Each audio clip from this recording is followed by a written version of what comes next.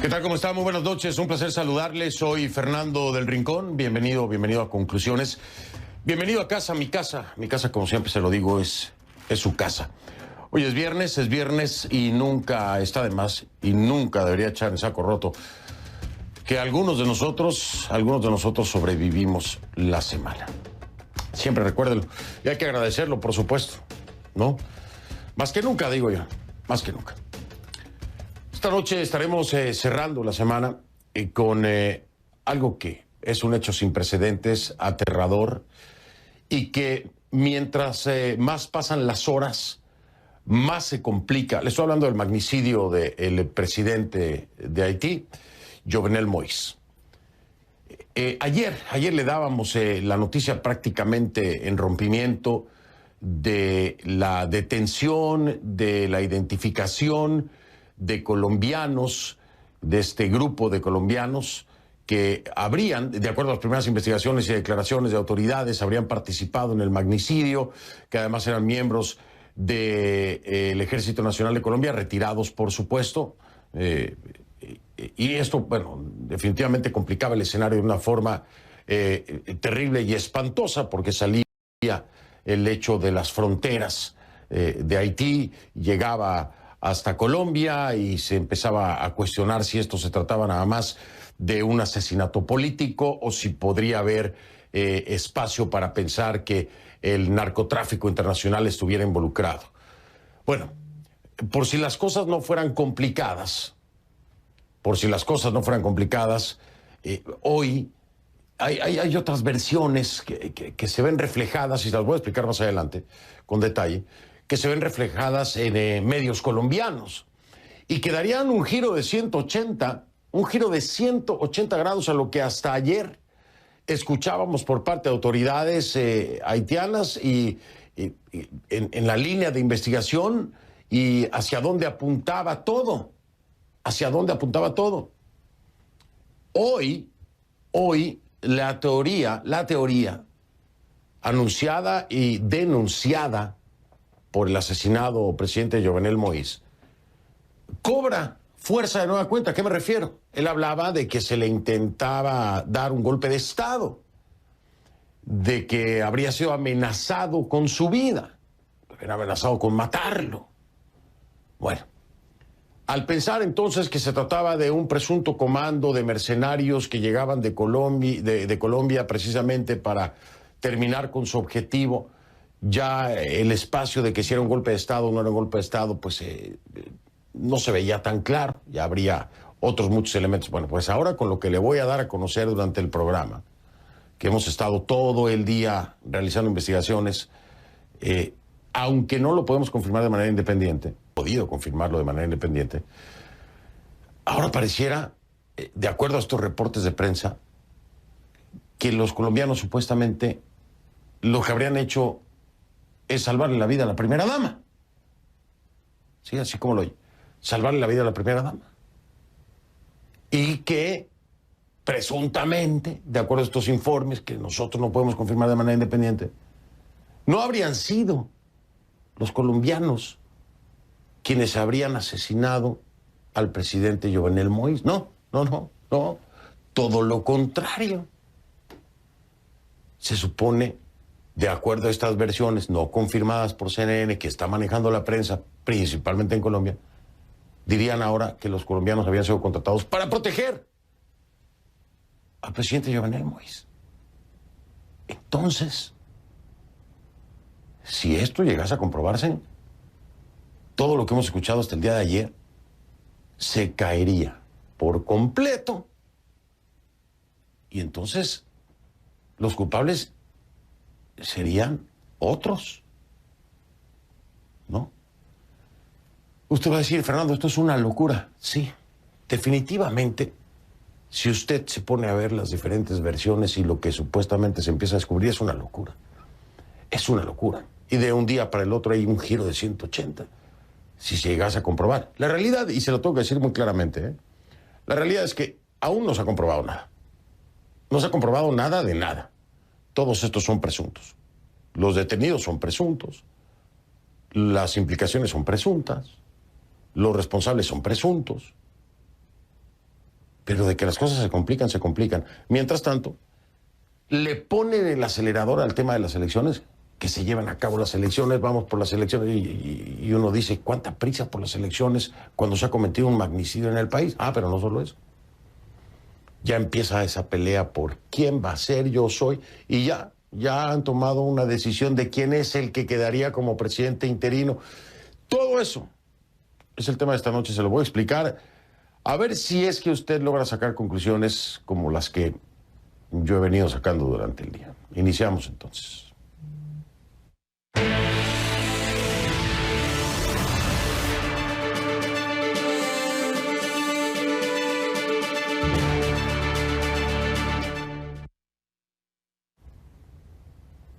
Y esta es la noticia en desarrollo, última hora, es que en Haití, ya se lo adelantaba, los partidos políticos y las organizaciones de la sociedad civil firmaron un protocolo de entendimiento en el que se acuerda lo siguiente, por consenso, que el presidente del Senado,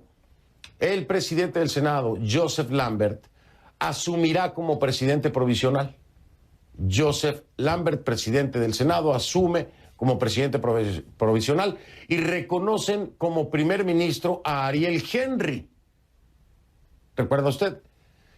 Le voy a explicar ahora, déjeme terminar de darle esta última hora.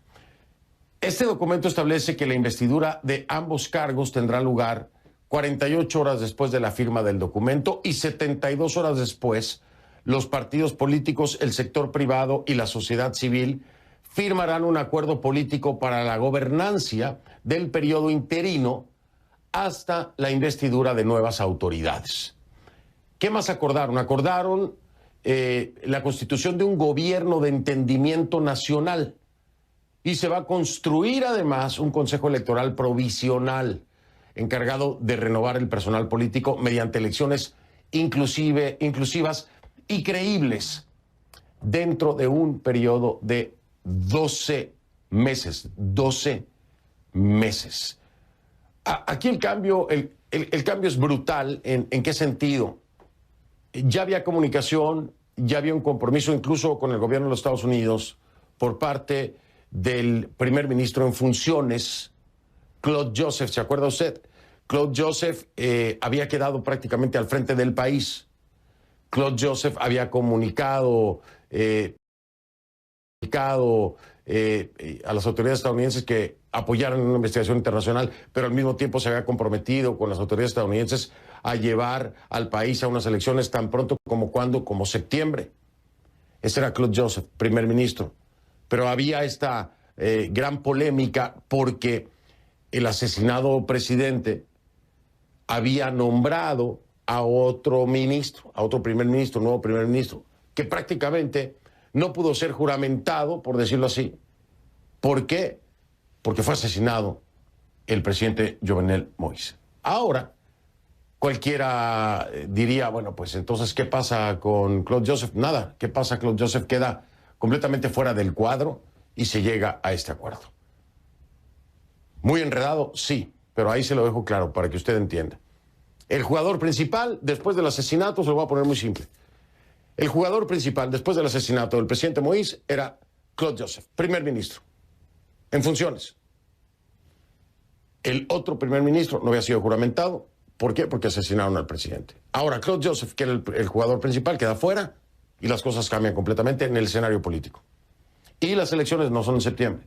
Se comprometen para hacerlas en 12 meses, no en este año. ¿Ok? Hasta ahí estamos.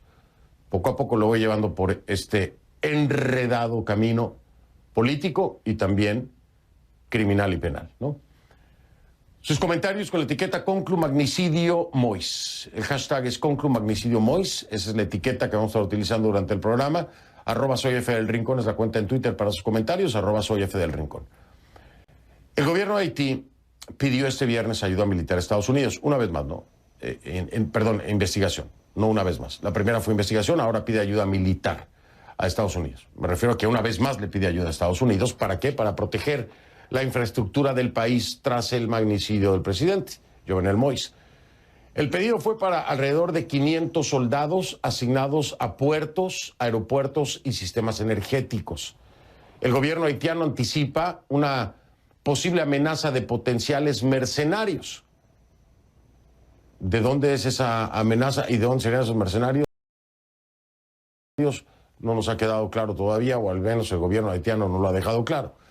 La Casa Blanca, por su parte, anunció el envío de agentes del FBI y del Departamento de Seguridad Nacional a Haití lo más pronto posible. Eso es, Estados Unidos, Haití, Colombia, ¿qué pasa? Bueno, el presidente Iván Duque también se comprometió a ofrecer a Haití toda la colaboración de su país en la investigación del asesinato. Como prueba de esa disposición, Duque ordenó al director de la Dirección Nacional de Inteligencia y al director de Inteligencia de la Policía Nacional de Colombia viajar a Haití junto con personal de Interpol. Vamos en vivo hasta Bogotá. Ya está Fernando Ramos, nos tiene más reacciones desde Colombia. Por supuesto, Tocayo, ¿cómo estás? Buenas noches. Por supuesto que el tema de la investigación es sumamente importante, pero empieza a salir información que hasta cierto punto, diría yo, Tocayo, confunde aún más las cosas.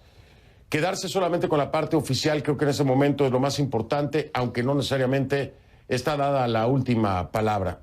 ¿No, Tocayo? ¿Cómo estás? Así es, Tocayo, y básicamente para confirmarte que esa comisión de la que tú hablabas, pues acaba de partir hacia Haití, así lo ha confirmado la dirección de la policía.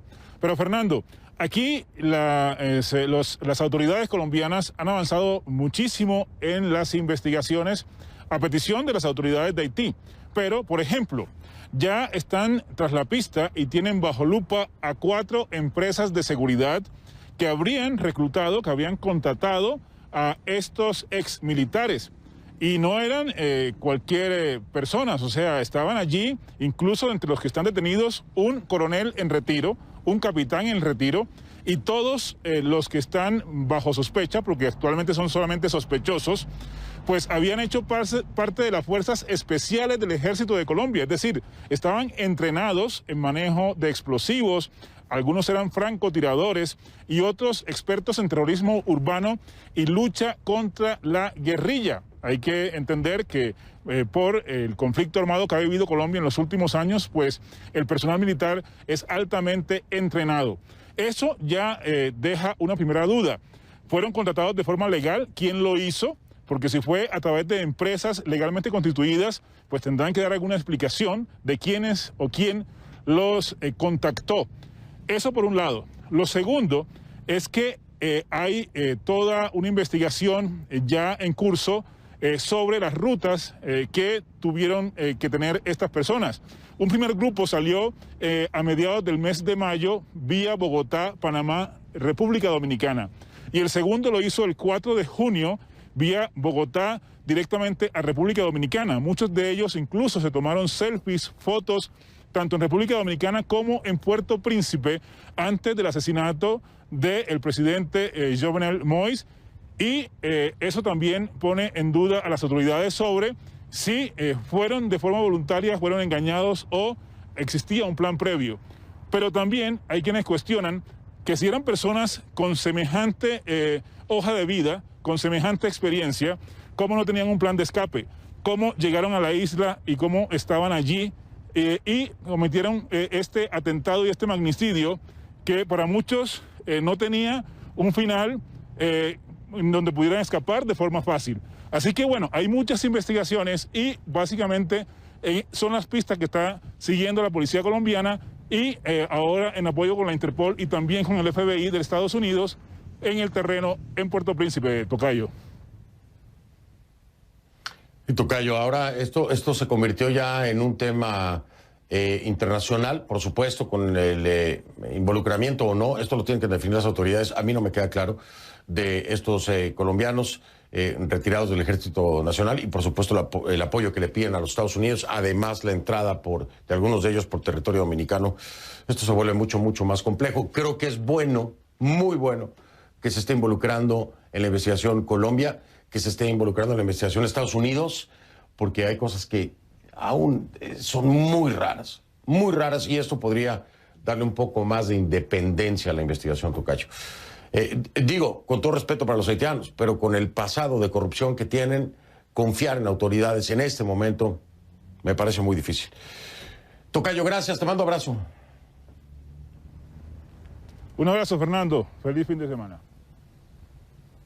Feliz fin de semana, buenas noches.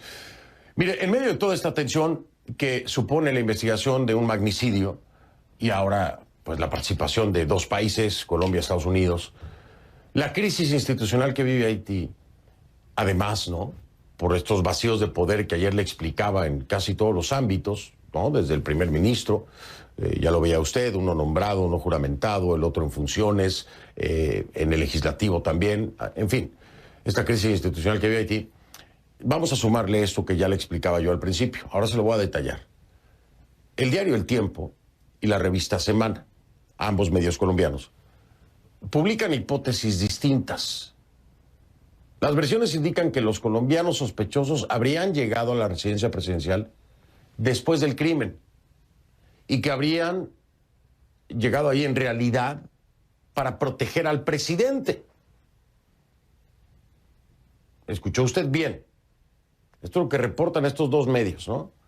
Que habrían llegado después los colombianos, este grupo, ¿no?, que en su momento o ayer se les señalaba como posibles mercenarios. Bueno, pues ahora resulta que habrían llegado después y estarían ahí para proteger al presidente. Eso es lo que está manejando Semana y El Tiempo. Estos medios colombianos se basan en fuentes anónimas, lo subrayo, fuentes anónimas, y documentos que no publican. Una supuesta carta, por ejemplo. CNN no ha podido verificar la autenticidad de esas informaciones. Pero esto no quiere decir que las cosas no sean así.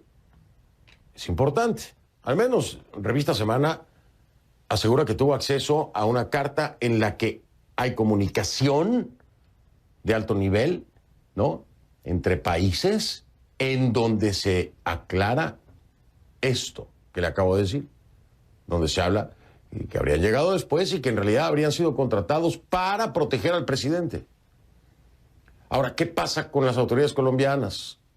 Les preguntamos si era cierto o no era cierto, si tenían conocimiento de este documento que menciona Semana o no tenían conocimiento, si lo negaban o lo confirmaban. Pues yo le digo, ni lo negaron ni lo confirmaron. ¿Qué nos dijeron a nosotros? Que no iban a emitir más declaraciones por el momento. Eso es lo que dijeron las autoridades colombianas. No emitirán más declaraciones por el momento. Eso no quiere decir ni que no existe el documento al que hace referencia, por ejemplo, la revista Semana, ni que sí exista. Ahora, esto es algo muy delicado. Muy delicado. Si llegara a comprobarse lo que Semana y El Tiempo publican, entonces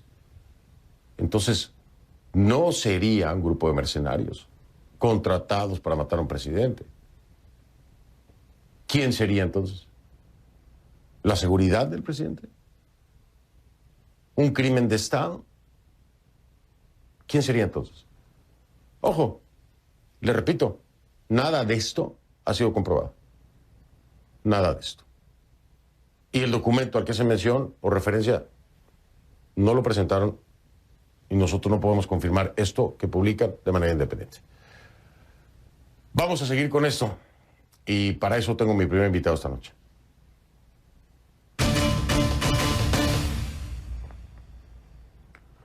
Le doy la bienvenida al ex primer ministro Laurent Lamothe, quien nos acompaña desde la ciudad de Miami. Laurent, un gusto saludarte. Gracias por aceptar la entrevista. Gracias, Fernando. Y usted se preguntará por qué le habla Fernando de tú a Laurent. Bueno, yo tengo el gusto de conocerlo con anterioridad y por eso me tomo la libertad de hablarle de tú a Laurent. Laurent, quiero preguntarte si tú ya estabas al tanto de esto que publican los medios colombianos y si ya estabas al tanto, ¿qué piensas de esto? Que por el momento es una teoría, de que no habrían estado ahí como mercenarios para asesinar al presidente, sino para protegerlo y que incluso, de acuerdo a estos medios, le habrían salvado la vida a la primera dama.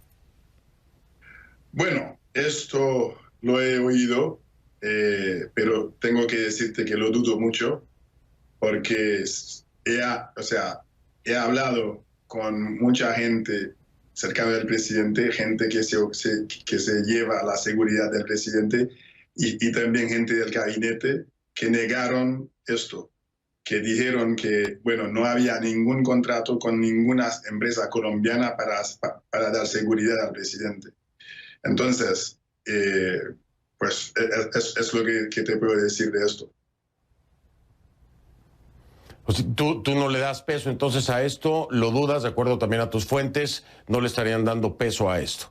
¿A qué tenemos que darle peso, Laurent? ¿A qué tenemos que darle peso? Bueno, tenemos que darle peso al hecho que a un presidente en función que un grupo entró y lo mataron. Entonces, la primera dama, gracias a Dios, está viva. Entonces, está bajo mucha seguridad en Miami y tendrá que hablar de lo que ha visto. Entonces, yo creo que con esto dejará tranquilos a todos para saber exactamente qué pasó en esta noche. Pero un hecho está cierto, es que un presidente electo democráticamente tomó 12 tiros y lo asesinaron de forma, pues, increíble. Es como una película. Y de esto, o sea, lo otro es que, lo que dudo mucho es que, o sea, ¿qué hacían esta gente a las 2 de la mañana enfrente de la casa de un presidente de la República? Entonces, enfrente y adentro y todo esto. Entonces, eso es todo raro y por esto mismo he pedido al mundo entero, hice muchas entrevistas, para tener confianza en la investigación. Hay que tener una investigación internacional. Y yo creo que eso ya empezó, porque yo creo que el presidente Iván Duque, he escuchado que ya mandó una delegación importante de oficiales colombianos. El presidente Biden también va a mandar oficiales del DHS y también del FBI para empezar esta investigación. Pero más ahí, yo creo que la investigación internacional es uno, pero lo más importante de todo esto es de poder tener un tribunal especial de Haití, igual que se hizo en Líbano después del asesinato del primer ministro Rafik Hariri en su día. Hicieron un tribunal especial y esto es para dejar todos en confianza que la prosecución se va a hacer. Porque una cosa es la investigación, pero hay que tener jueces, hay que tener un fiscal que va a llevar eso al cabo. Entonces es súper importante que se involucren las Naciones Unidas para darle al presidente Jovenel Moïse justicia.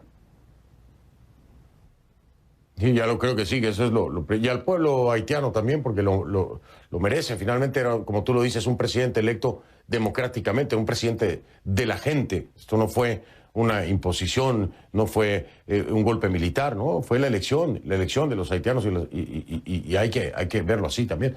Laurent, déjame marcar una pausa, regreso, seguimos hablando en un momento de 3 escenarios que hemos explorado desde ayer y que me gustaría escuchar tu punto de vista.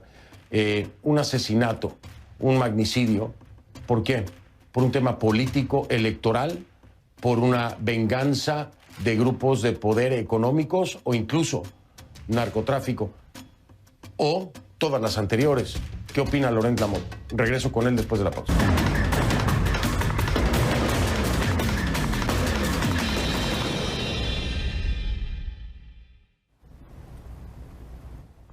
Continuamos con Laurent Lamotte, ex primer ministro de Haití, que me acompaña. Laurent, estos 3 escenarios hay que pues hablarlos, porque son los posibles escenarios, a menos que tú tengas alguno más, ¿no? El tema electoral, un crimen de Estado como tal, el círculo cercano del propio presidente asesinado, y por el otro lado el tema de narcotráfico. Yo he estado revisando la vida de Moïse. En tema narcotráfico me cuesta trabajo pensar que habría algún involucramiento, porque no veo antecedentes. Sí, en el ámbito político una gran tensión y gran pelea, y puedo entender un poco más que venga de el Estado como tal o de la propia oposición, pero no sé. ¿Qué opinas tú de estos escenarios? Bueno, yo creo que el presidente ya hizo una entrevista en un periódico español. Yo creo que él habló con un periodista que se llama Jacobo García y habló en esta entrevista que habían fuerzas que lo querían matar por las reformas que estaban haciendo, las reformas que empezó en distintos sectores en la economía haitiana y que pues tenía enemigos importantes en el país y enemigos que querían pues matarles, lo que dijo él en la entrevista. Entonces, esto tiene que ser una fuente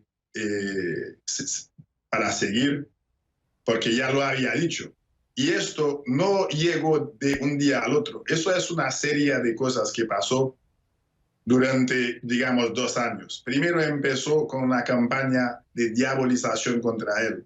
Luego se siguió con financiamiento de protestas contra él. Luego se siguió con lo que se llama el país lock. El país lock es que cerraron el país durante 3 meses, negocios, todo cerró durante 3 meses. Luego se siguió por un golpe de Estado, porque el golpe de Estado donde habían 3 jueces de la Corte Suprema involucrados que quitaron de la Corte Suprema. Entonces, esto fue otro paso. Y entonces, pues llegaron al asesinato, porque nada funcionó. Trataron de quitarle la dignidad de presidente, trataron de desacreditarlo. Y nada de esto funcionó. Porque mira, el presidente solo le quedaban 6 meses en el poder y no estaba candidato a su reelección. Entonces, eso fue algo muy personal y muy, digamos, dirigido para pues, quitarle del ámbito político. Entonces, yo no quiero especular mucho. O sea, lo que quiero es que pues se haga una investigación internacional con involucramiento de lo que estamos viendo ahora, de tener lo mejor de los mejores, porque merece esto Haití. Haití ha sufrido mucho y Haití está sufriendo muchísimo el día de hoy con la muerte de su presidente. Es un país que tiene mucha mala suerte, pero es un país también que quiere saber no solo quiénes son los mercenarios, porque mercenarios hay muchísimos y se contratan por todos los países del mundo. Pero lo que queremos saber es quién pagó, quién financió esta operación y por qué motivo lo financió. Eso es la clave de todo. Porque buscar a mercenarios es algo muy fácil, o sea, venir con teorías de qué estaban haciendo ahí también, pero hay un hecho. El hecho está muerto, el presidente con 12 tiros. Y los mercenarios, esos colombianos, pues no conocen Haití, vinieron ahí para hacer una misión. Pero lo más importante es saber quién les pagó para esta misión. Yo vi un artículo en el Associated Press donde estaban hablando de una empresa que se llama CTU, una empresa estadounidense que está en Miami. ¿Quién sería detrás de esto? Bueno, está online, lo pueden ver en Associated Press que estaban hablando de esto. Pues estos son pistas que hay que seguir. Hay que seguir mirando, buscando hasta que se busca y hasta que se encuentra los que han pagado, los sponsors de esto. Claro, pero tocas un punto muy importante, Laurent, que no había escuchado, y que esto podría ser un tema personal, que ni siquiera un tema político, un tema electoral, sino un tema personal. Y esto es muy interesante, es un nuevo escenario. Lo único que sí es que al convertirse en un tema personal, quien haya sido, si es así y se comprueba así, debe tener muchísimo dinero para llevar a cabo una operación de este tipo y asesinar al presidente del país. Esto es muy interesante, es un nuevo punto, lo trae a la mesa Laurent Lamothe, ex primer ministro de Haití. No descarta que lejos de todo esto que hemos estado hablando pudiera ser también un tema personal. Laurent, muchas gracias, me ha dado mucho gusto que me acompañes y saludarte de nueva cuenta. Un abrazo y gracias por tu participación. Muchísimas gracias, Fernando. Un placer. Igualmente, gracias. Laurent Lamothe, ex primer ministro de Haití. Voy a hacer una pausa. Regreso. Tengo un invitado más. Esto es muy importante también. Es Jean-Marie Exil. Es embajador de Haití en Colombia. Embajador de Haití en Colombia. Vamos a regresar con él en un momento.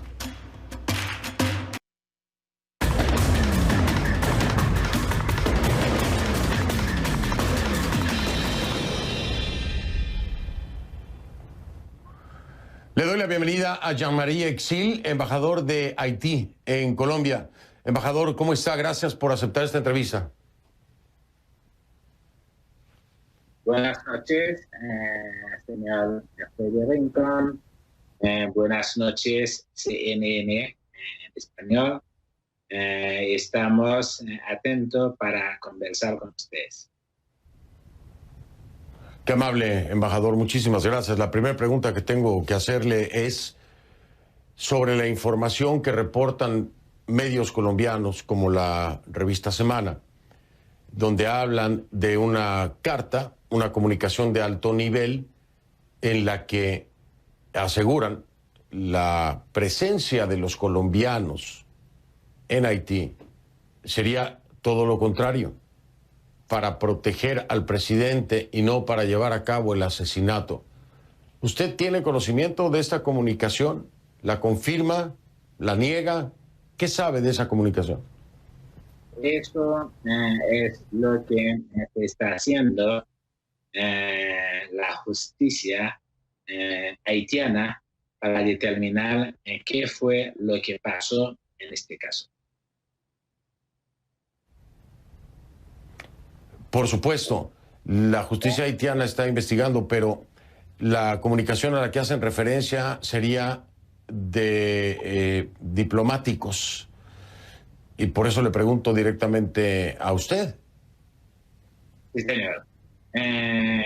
De lo que sucedió con nuestro señor presidente es algo claro, es un magnicidio, ¿no? Donde no se puede empezar a opinar por opinar. Hay que tener la verdad, hay que esclarecer qué fue lo que pasó, cuáles son las manos escondidas detrás del hecho, ¿no? ¿Quiénes fueron los autores intelectuales del caso, ¿no? Hay una medula espinal detrás del hecho, entonces es lo que se está investigando la nación haitiana, la justicia haitiana, para saber cómo sucedió este magnicidio. En efecto, estoy completamente de acuerdo con usted, pero voy a insistir porque no me ha dado una respuesta concreta. Esta comunicación a la que hace referencia la revista Semana es a nivel diplomático. Usted es un diplomático de Haití. Solo quiero que me confirme o me niegue si existe esa comunicación y si usted la conoce. Esta comunicación sí salió, pero las autoridades haitianas en este momento están trabajando con las autoridades colombianas para determinar lo sucedido. Sí existió esta comunicación entonces, y en esta comunicación se deja claro cuál fue el papel de los colombianos, o como lo dice la revista Semana, ahí se deja claro que habían sido contratados para proteger al presidente y no para asesinarlo. ¿Tiene ese detalle? No tengo este detalle. Hasta este momento lo que se está tratando es el magnicidio del señor presidente Jovenel Moïse. Lo que se está aclareciendo cómo está actuando el modo operandi que acabó con la vida del señor presidente, que asesinaron al señor presidente. Bien, me quedo un tanto confundido porque me dice que sí existió la comunicación, pero me dice que no conoce el detalle. Y bueno, pues no sé qué pensar. Si si sabe de la comunicación. Es una comunicación, pero estamos hablando de investigaciones que se está haciendo a través de dos países, ¿no?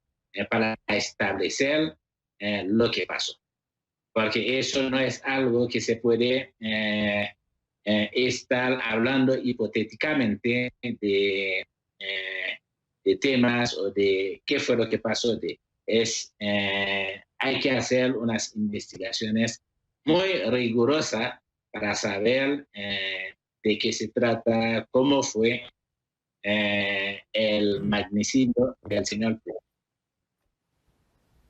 Me queda claro. Bueno, lo que saco a colación aquí es que el embajador Jean-Marie Exil, embajador de Haití en Colombia, nos confirma que existe una comunicación. Los detalles de esa comunicación, el propio embajador Jean-Marie Exil no quiere detallarlos porque se está llevando a cabo una investigación. Pero hoy aquí nos dice sí hubo o hay una comunicación. Los detalles no se deben hablar en este momento porque se está haciendo una investigación. Eso es lo que saco a colación de estas preguntas insistentes que le hacía yo al embajador.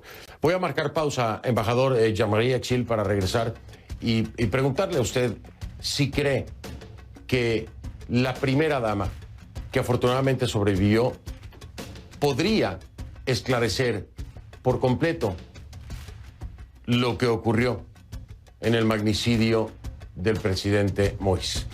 Regreso para escuchar su opinión después de la pausa. Gracias.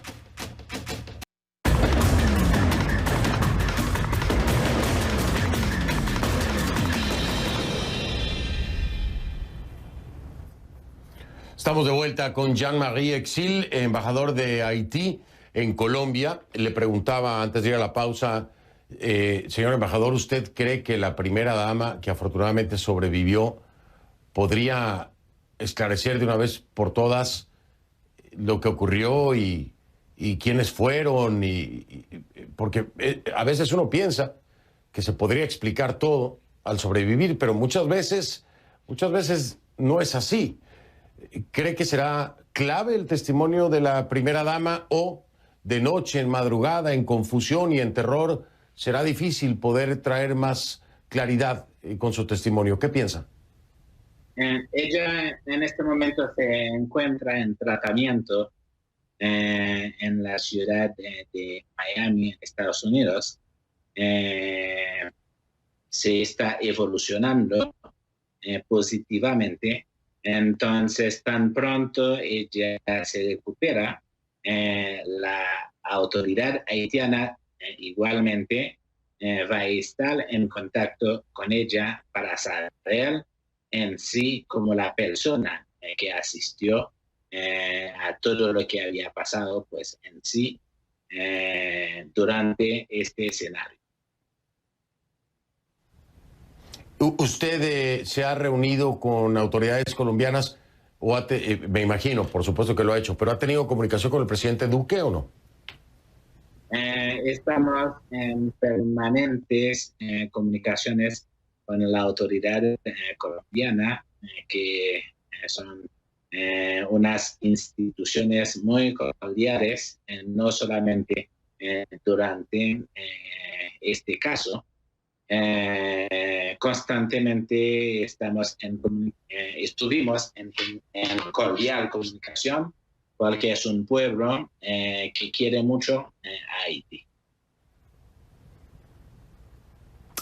Pues, embajador, muchas gracias por haberme acompañado y estaremos al pendiente. Cualquier cosa lo volveré a molestar para que nos acompañe de nueva cuenta. Que tenga la mejor de las noches y un buen fin de semana. Gracias, embajador. Un placer, señor Freddy, de estar con ustedes. Un cordial saludo a todos los integrantes de CNN.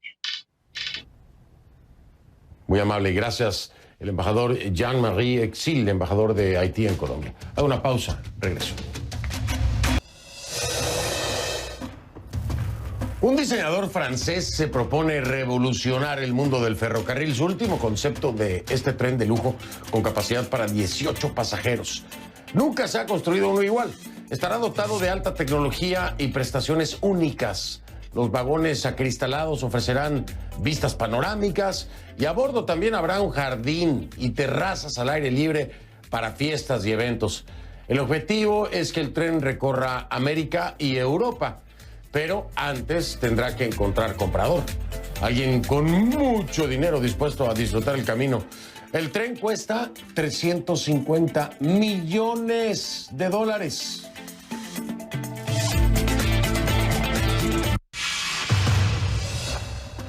Soy Fernando del Rincón, gracias por acompañarme. Es viernes, sobrevivimos la semana. Si no lo veo en conclusiones, no lo veo el lunes.